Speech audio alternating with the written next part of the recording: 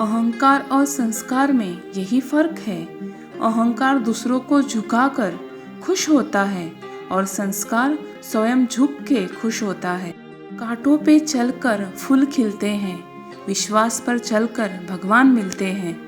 एक बात सदा याद रखना दोस्त, सुख में सब मिलते हैं लेकिन दुख में सिर्फ भगवान मिलते हैं।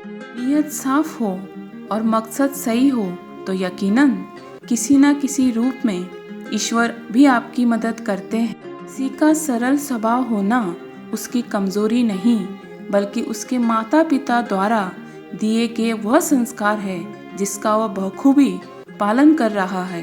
भरोसा भगवान पर है तो जो लिखा है तकदीर में वही पाओगे।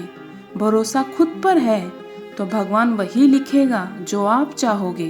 सब कुछ सीखना ही ज्ञान नहीं है, कुछ बातों को नज़रअंदाज करना भी ज्ञान होता है। कोई मकसद भी रखिए, सिर्फ सांसें लेकर वक्त गंवाना ही जिंदगी नहीं। बड़े वफादार है आजकल के रिश्ते, याद हम न करें तो कोशिश वो भी नहीं करते। कभी कभी वही इंसान आपको रुलाकर रख देता है जिसकी खुशी के लिए आप कुछ भी कर सकते हो। बिना प्रयास के बस मौसम बदल सकता है, वक्त कभी नहीं बदलता। खुद बोलने वाला इंसान अगर चुप हो जाए तो समझ लेना चोट बहुत गहरी है। वक्त निकल जाने के बाद कद्र की जाए तो कद्र नहीं अफसोस कहलाता है।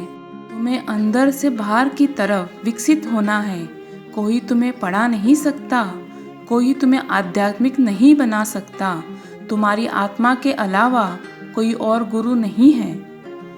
केवल यही सही समय है जो हमारे पास है, फिर चाहे ये बुरा हो या सर्वोत्तम।